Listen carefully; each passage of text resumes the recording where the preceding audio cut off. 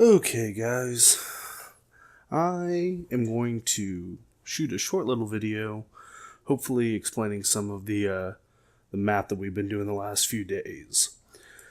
So the first thing I want to start off with by saying is that I think a lot of people are kind of going about the math a little bit in the wrong way. And I don't mean to be insulting or anything, but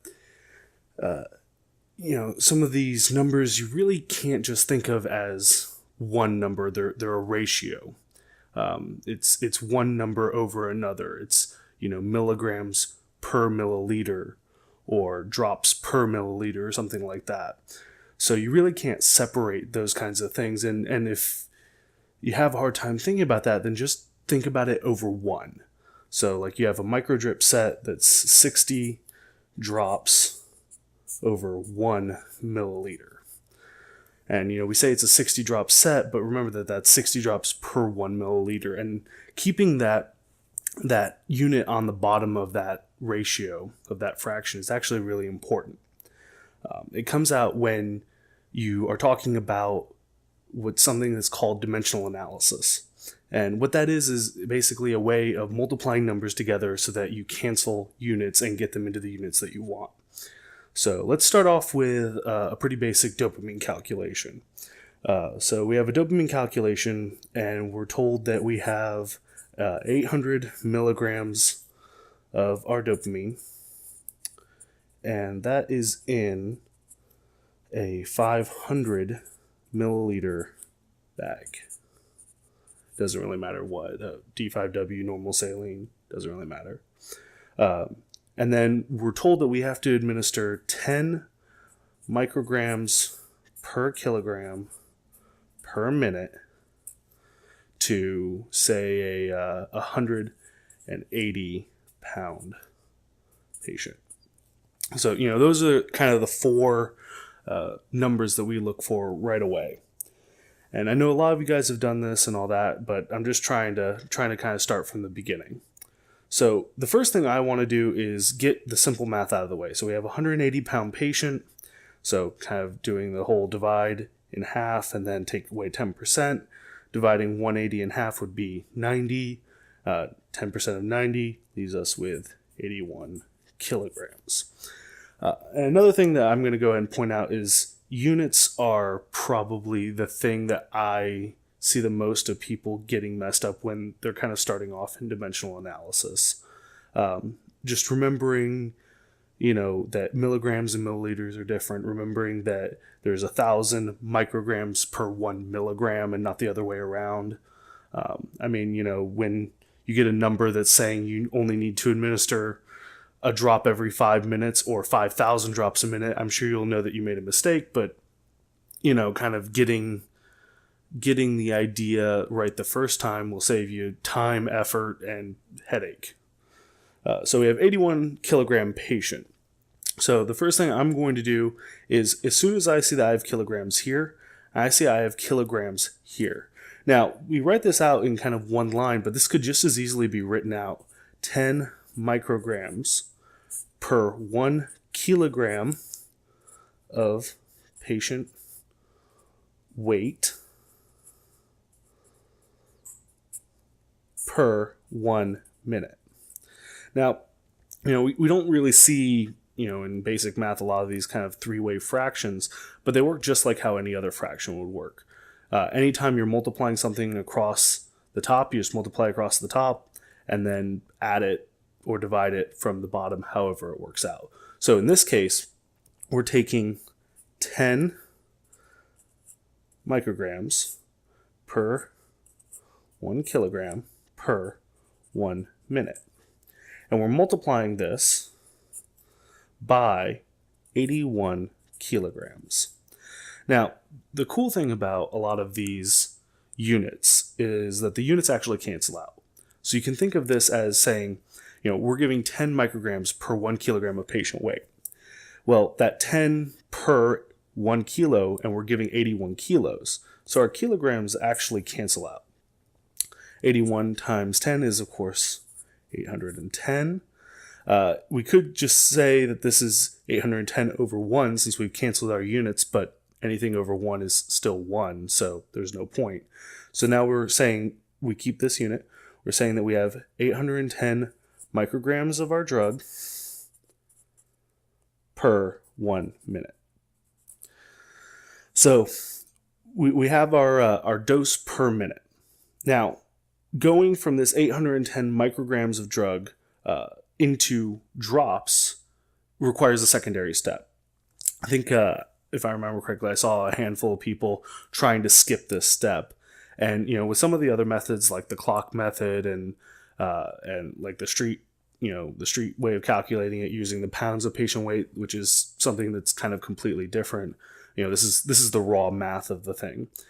You might be able to skip some of those steps. But if you're doing a purely, 1 step to 2 step to 3 step dimensional analysis, you really can't skip out on that step, because we have nothing that equates our drops into our weight of drug. However, given that we have our weight of drug and an amount of fluid, we do have something that can convert our weight of drug into milliliters of that solution. So when we mix this 800 milligrams of dopamine into a 500 milliliter bag, we have 800 milligrams per 500 milliliters. Now, of course, if you have a calculator, you can go ahead and divide this directly.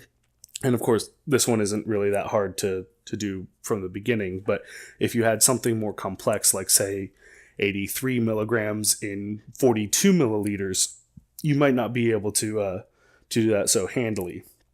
But the way I always think of it is get this number to something that is divisible by 10, that has a power of 10 in it. So I could divide this by 5 to get this over 100, but what I'm just going to do is I'm just going to multiply by 2. And if you remember back, you can multiply by 2 on top and 2 on the bottom, and that's still multiplying just by 1 overall. 2 over 2 is 1. So we're not changing this ratio, we're just getting these into different numbers.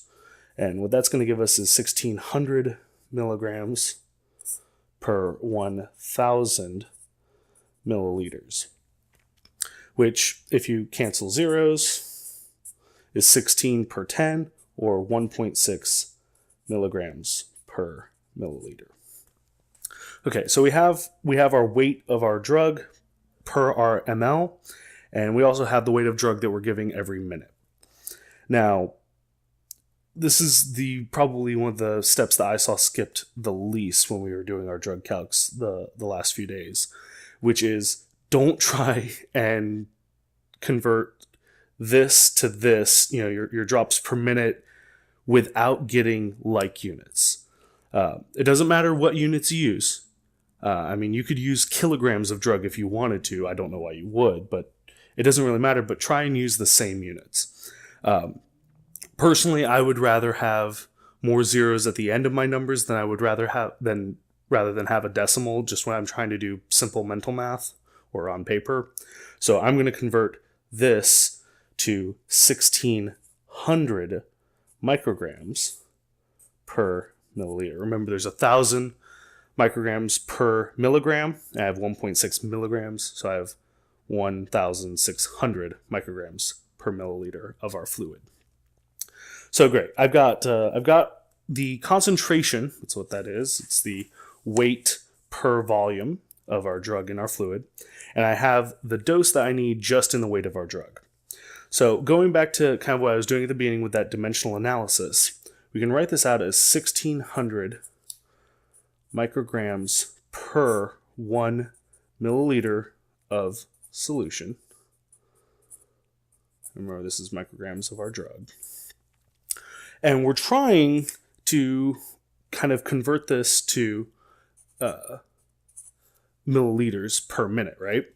So we have 810 micrograms of our drug that needs to be given every minute. And what we see here now is we have units on the same side. We have, both micrograms of our drug on top. And the good thing about these ratios is that they're flippable. You could just as easily say, yes, there's 1,600 micrograms of our drug per 1 milliliter of solution. just as easily as you could say 1 milliliter of solution, putting that on top,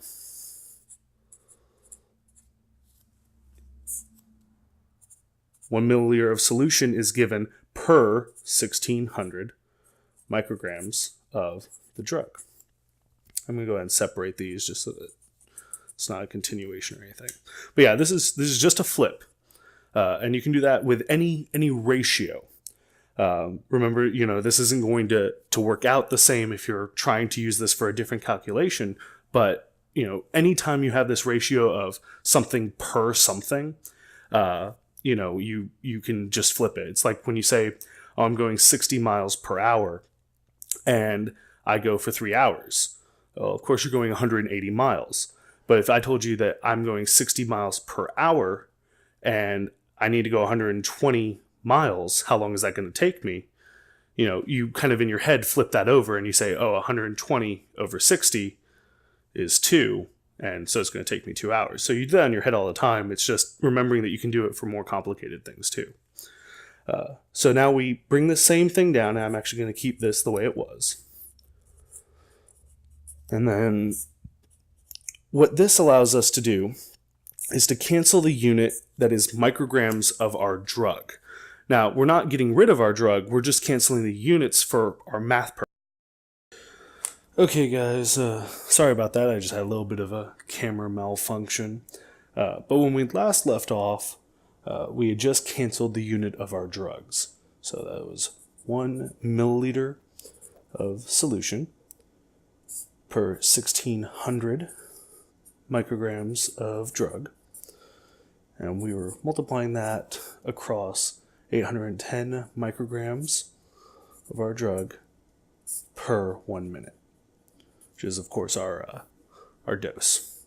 So these had been canceled out, and we're left with this. Now, these units, they just multiply across. And, of course, the 1 multiplying anything is still going to be a 1. So don't worry about the 1, but just kind of tack these units onto the end. So you'll have 810 mils of solution per 1600 minutes. Now, I know this sounds crazy, just to say, I'm going to give 810 milliliters of solution over 1600 minutes. That's insane. But the ratios are still there. And if you were to give something at a rate of 810 milliliters of solution per 1600 minutes, you would be right. But that doesn't really help us when we're talking about getting these drops. So what I'm going to do is I'm actually going to bring this up, just like how you can do with any fraction and make it into a decimal. And what I'm going to do is I'm just going to call 810 close enough to 800 for the purposes of us. So that's 800 over 1600. That's milliliters of solution per 1 minute. Remember, this is just multiplying by 1, so we can just do that. So, of course, 800 over 1600 is a half. So we've got a half of a milliliter of solution per minute. And anybody who is used to using the clock method or some of the other methods, you'll, of course, know that when we have a 60 microdrop drip set, a half of a milliliter is, of course, 30 drops. Just to show the dimensional analysis of that, it's 0.5 milliliters of solution per 1 minute. And our drop set is 60 drops per 1 milliliter of solution. So, and that could be any solution. So, of course, our milliliters of solution cancel out. 0.5 times 60 is 30 drops. And our 1 minute brings over as well. So, it's per 1 minute. I'm going to upload this and see how it goes. If you all want me to do some more, want me to do some harder ones, want me to do some easier ones, have anything that you want me to do that's challenging, or if you want any part of this explained in depth, or maybe even how to quicken it up so that you could do it in your head, or only do it in like 3 or 4 steps instead of having to take 2 sheets of paper and 10 minutes to do it, just let me know. But other than that, I guess I'll see you all guys later. Okay? Thanks for watching.